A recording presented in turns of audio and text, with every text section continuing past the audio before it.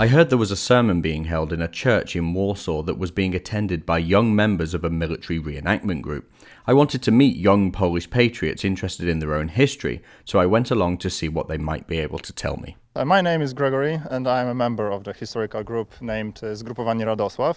It was one of the group during uprising in Warsaw in 1944 that fought against Nazi Germany. My name is Artur. I'm also a member of Zgrupowanie Radosław. We are working together to build our heritage and learn people about Polish history. I think it's a very important thing for us today. So would you say that the military past of Poland being a big part of your history, is that something that young people are really connected with here? Poland fought for independence many times during our history, so it is very important for our people, for next generations, to remember that period of our history.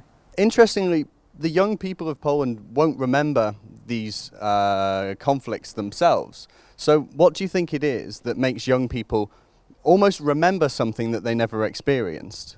I think many families have someone that fought for the independence, like during the Second World War or earlier, but this history is living in many families, in many houses in Poland, and people try to remember their history, their heritage, yes, and person that fought for Poland and was the member of their families, and they try to save their history for the next generations. Yes. So is this recent history a big part of the schooling system? Is that what you're taught at school? I think young people need to learn themselves outside the school system, but now they have really nice opportunities to that. Especially in big cities like Warsaw, it's a lot of events, it's a lot of groups like ours. When you're walking on the street of the Warsaw, you can see everywhere places where you see this history on your eyes, like here on Old Town, or in other places you see bullets holes on the walls. Yeah. The young people can ask their families, their fathers and grandparents, what happened here. Yes, many monuments, many historical places when you can read what happened here during 1944 or even earlier. We love our country, we love our history, and we love our tradition, our culture, and this is very important for us. On army banners you can see three special words for us. That means God, honor and country, fatherland.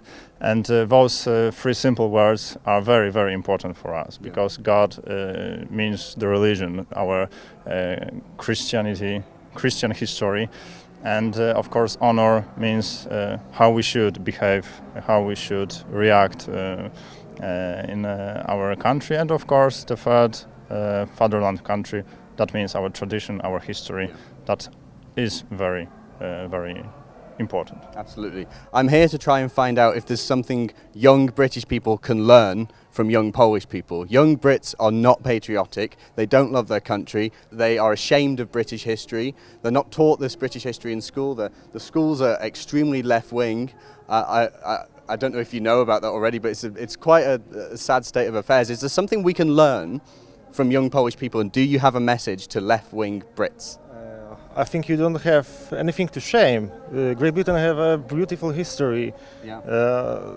They can learn from your history. Yeah. Like we here in Poland, that you are a great country, you are a strong country, you can do everything. You have never lost your independence in history, and I think maybe you should try to, young people in Britain should try to think about this, that the independence is never given for all the time. In Poland we know this very much, because, as you know, we lost our independence during Second World War and even earlier for more than 100 years. So it is really important for us to build these traditions inside our country, to build our culture, to protect this. And that's why I think every nation should remember that independence is not given for all the time. Such words like traditions, culture, history should be in every single guy or girl in Britain in their hearts, because it's not only the country, it's not only the name Great Britain, it's much more. It's traditions, it's culture. I know I repeat this many times, but these simple words I think build everything. You also have to remember that Great Britain fought against Nazi Germany. For example, even Battle of Great Britain that was in the air also was very important. It changed the history of the Second World War, and even Polish soldiers fought with Great Britain. So this history is also very beautiful. Remembering, of course, the gates of Vienna, people say a lot that Poland's going to save the West again. Do you think you will? Oh, I think if Europe will unite to protect our nations, to protect our traditions, I think yes, Poland will help them, and why not? I think it's not only a case of Poland. It's we need to unite around these traditions, around our culture, around the Christianity. It's a pillar of our culture. We need to remember about that. I think it's not only Poland. I think it's all countries with this kind of tradition. Yeah. Lots of young Brits are now voting for Jeremy Corbyn, who is very, very far left socialist. Some would say communist. Many young Brits also call themselves communists. What do you think of that? Well, communism was very bad for our country and our past, where Poland was during the Soviet occupation after the Second World War. We know something about the communism, how it can destroy people in living in this country that are not agree with the communism idea. And it's very sad that communism is still growing in Europe. Communism killed much more people than Nazism or fascism in Europe. So it's also the threat for us, and I think we should remember that.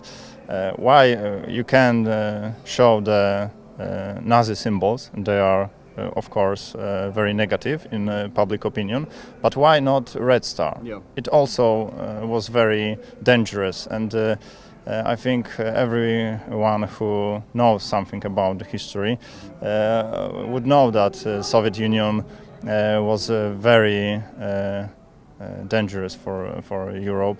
Also in 1920, when Bolsheviks wanted to come through the Europe with banners of communism. When Poland came to the map in Europe, we stopped this Bolshevik aggression, and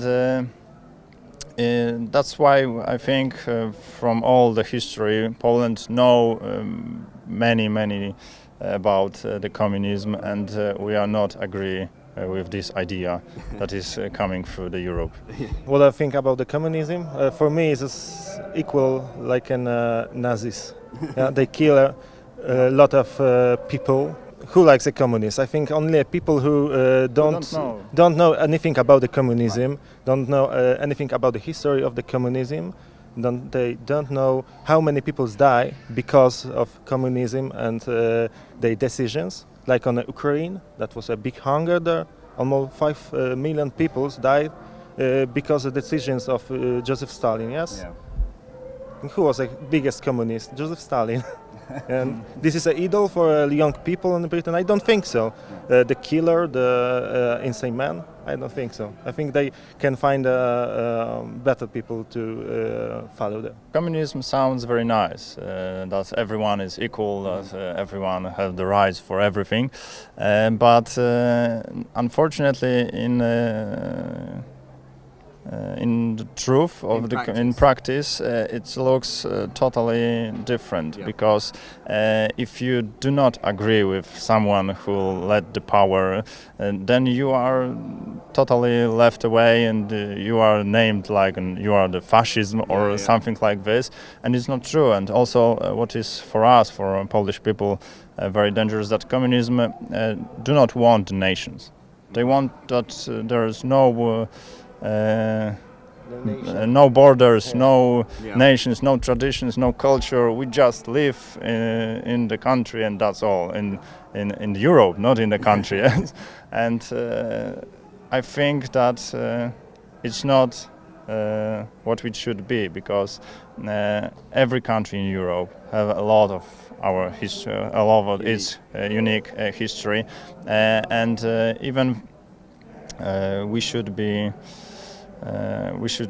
honor our fathers, our people who lived. Is faith important, and should the British youth re-engage with their faith? I think that faith is very important, because even as I said before, the three simple words: God, honor, and fatherland, country, and the faith is strongly connected with the country, and I think it can be just break out, and it's still connected with our traditions, it's still connected with our culture, and it should be important for everyone. Communism tried to destroy those values like faith, like traditions, like culture, because it connects people. It tells them that they are the part of something more than only the place where they are living, and it's very threat for the communism. So communism is still fighting against this. I think for me, faith is some kind of shield. They make me a stronger person. I know if I have enough faith, I know I can do more things like a regular person. I believe in that. Yeah, I think God can protect us, can be our good guide in our life. I think also faith helped us to fight against the communism after the Second World War, because people gathered together during the Holy Mass or in the church, etc. So it was the fundament of this fight against the brutal of communism. Yeah, church in Poland was a really big impact to our independence. After the Second World War, the persons like Jan Paweł II or Ksiądz Popiełuszko, they told people that Poland is something more than just a land. Yeah. The media is branding Poland as racist simply for voting more conservatively than ever. I'm here covering the real story about Poland, that this is a country that embraces its faith, tradition and history, with a young population that's more conservative than ever. I can't cover these stories without your help, so if you'd like to support this trip, please go to rebelpoland.com. If you'd like to help us cover our modest expenses for this trip, please go to rebelpoland.com.